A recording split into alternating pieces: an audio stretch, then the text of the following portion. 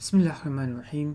I just wanted to make some introductory remarks on Beowulf. So, Beowulf is the hero of the epic poem that's written that bears his name. This is considered to be the English tradition's first epic, the first English epic, and approximately written in the 10th century, late 10th century. Although there is dispute about it, one, because we don't know who the original author was, and two, there's only one surviving manuscript that is written in Old English. So it was written in Old English, which you and I won't recognize if we heard it, because it doesn't sound anything like current English. And it was first published in 1815. And Beowulf was initially an epic poem that was recited as an oral tradition, kind of like Homer's poems. So it was an oral tradition, and eventually it was written down probably in the late 10th century, as stated.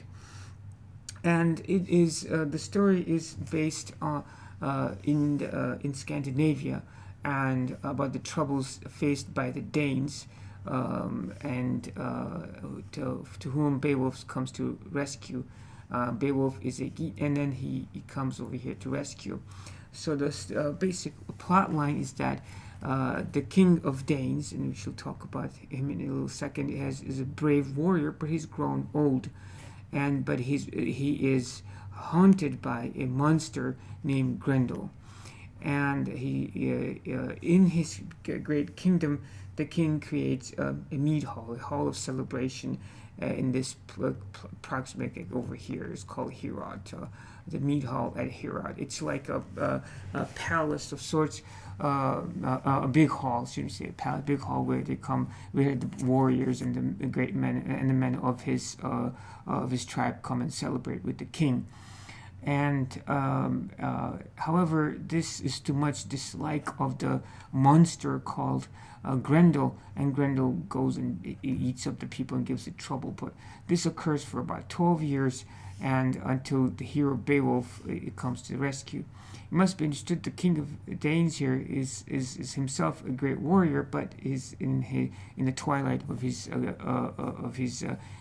life, and he's not young anymore, so he can't handle Grendel by himself. So he appreciates Beowulf's help. Beowulf is related to him anyway, but he's not from the same tribe. He's from the Geats. Now, in just for historical reference, apparently these two tribes in the Swedes, they've been fighting too, which is foreshadowed as well. So this is where the story occurs. It's a legendary story. Of course, a mythical folk tale type thing, because here we have monsters, etc., and humans fighting monsters. Now, this is a depiction of the mead hall, and here's another depiction of the same. Now, you might say, what's the big deal about this mead hall, right? But see, these tribal people, they lived in peoples of those times, they lived in some very vicious environment, where the survival of the community depended on the warrior class, and depended on the bravery of the king and the ruler of those times. So the warriors of these tribes were a very important aspect of the safekeeping of their society, and they were important, and to show them importance, and there was a culture of that developed of camaraderie, of loyalty to the king from the warriors, and vice versa. So this was important, like a place where they would meet, and they would bridge their they would make their bonds stronger, so to speak. So this is like the hypothetical mead hall for the Danes. So Beowulf is the hero of the story. So the king of the Danes, Hrothgar, The H here is silent as far as I know, so it's pronounced Hrothgar. So this is the king of the Danes, okay? And he is married, he is married to, and this is referred to in the story, so Wiltheo, that's his wife. Okay, his wife is Wiltheo, okay? And his dad, king, is Halfdane. That's also referred to in the story. And his father's father was a Great Dane, and that was Sild Sething, something of the sort. Okay, so that's his heritage. These names are referred repeatedly in the story, so to get an idea, it's kind of good to know. So these are the Danes. These are the people in trouble, and he's the one who has the mead hall for his soldiers at Herat. So that's the mead hall that the monster Grendel attacks. So Grendel is a monster. Now he's the monster that goes and eats people over here. Now the interesting thing is this is a mythical tale, but Grendel is supposed to be a descendant of Cain, as in Cain and Abel. So, which according to Christian theology were cursed. This is not our perspective necessarily. Our perspective. So, nevertheless, so you can see over here, even though this is a mythical story, there is some Christian. There's some Christian concepts that are introduced into the story. So how does this come about? You see, then you have to understand this is a story written in England, in Old English, in 10th century, where Christianity was spreading.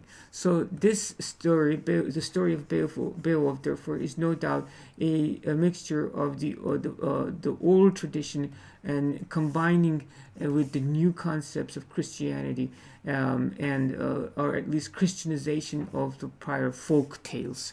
And so therefore there's a Christian element to the story, which may have been introduced as later on in the life of the story, so to speak. So there are many Christian elements in the story.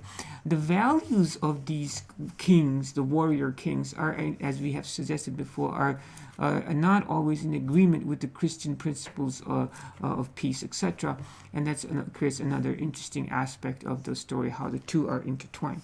But anyways, these guys are the ones in trouble. Okay, so Grendel. And to them comes rescue Beowulf. But Beowulf is a warrior. He's not king, at least not yet. And he belongs to the Geats. I guess that's how it's pronounced. King of Geats. I forgive Geats. Please forgive me if I mispronounce this. But anyways, that's the king. Beowulf is a nephew of this dude. And Beowulf is a great warrior. Now, and Beowulf, and already pretty accomplished, he comes to the rescue to Hrothgar and says, okay, let me fight Grendel. And he fights Grendel and defeats him. And it's no surprise because there's 3 acts to the story, and he goes on to fight some more. And he's married, the king, to this lady named Hid, Higd. That's his wife. Okay, and so the king's name I forgot to mention here is Hygelac, Hygelac. So that's the name of this king over here. So the king, that's the Beowulf's king, and Beowulf is nephew of this individual, and he comes to and fights Grendel. And then he actually fights him, and he tears his hand off from his shoulder, and he actually, as a trophy, he puts the hand of Beowulf's hand in the mead hall, and that after Beowulf is destroyed. And this, of course, is an affront, and Beowulf's mother, Grendel's mother, gets really upset, and she takes her revenge. Okay, and she comes to the mead hall and then in fact takes one of the Hrothgar's main men, and she takes him with him, terrorize. So, and then Beowulf comes to rescue, and Beowulf fights Grendel's mother. And after he takes care of that, he has another adventure with a fire-breathing dragon. Okay, and then Beowulf takes care of him, and kind of, so to speak. And that's the three parts. So the three parts to this poem. The first part is when Beowulf fights Grendel. Okay. And the second part when Beowulf fights Grendel's mother. And the third part is when he fights the dragon. So that's the three parts of the story. Now Beowulf has interesting poetic. There's definitely a very intricate structure to the poem, and for example, every line has a pause in between. So this part of the line, and there's this part of the line, and there's this part of the next line, and there's this part of the next line. So there's definitely a pause in the middle of the line, and this is actually it's called a metrical pause in the metric or the rhythm of the poem. And this is known as, let me make sure I spell it right, Zora. Okay, it's like you're taking scissors and you're doing one of these scissoras. Okay, so there's a metric pause, and then 1 second. Okay, and then you will also observe there's a lot of alliteration or repetition of the first words. In it's almost every line there's alliteration, like first sound words. So there's a lot of alliteration or in the repetition of the first letters of each line of the poem. For example, I'm sorry, strange sea dragons swam in the depths. So all this S sounds, alliteration, the beginning sounds. Strange sea dragons swam in the depths. Okay. Sinuous serpents slid to and fro. Those are all S sounds in the beginning, and that's alliteration. So these are two characteristic features of the entire epic. The epic has a sad tone. And it's elegiac. That's what that's called, elegiac. And that's a poem that's like serious, solemn poem about serious topics like death and things, and that's not very far from any stanza in Beowulf. So it has a brooding a tone and a lot of death and funerals. Beginning and end of this story. So now the last term that I wanted to suggest before I finish here is a term known as the caning.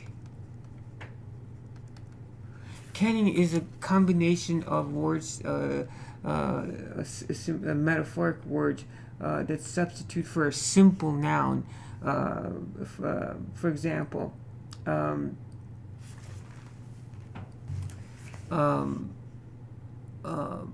loaned life home. Loaned life home. Okay. Life home. Life home is a home for the soul. Okay. Home for the soul that's loaned. Home for the soul that's loaned is another word for the body, human body. It's a poetic way of saying body, but but instead of saying somebody's body or somebody's dead body, whatever, the loaned life home, that's called a caning. It's a replacement of a complicated word for a simple word for beautiful metaphorical purposes. So canning is replacing a simple with a more complicated word for poetic effects. And there are some. It's actually for my own self. I believe there's some great pearls of wisdom in Beowulf as well. But this is the basic structure of the story. I hope you enjoyed. Until next time, assalatu wassalamu ala rasulillah wa ala alihi wa sahbihi. Assalamu alaikum.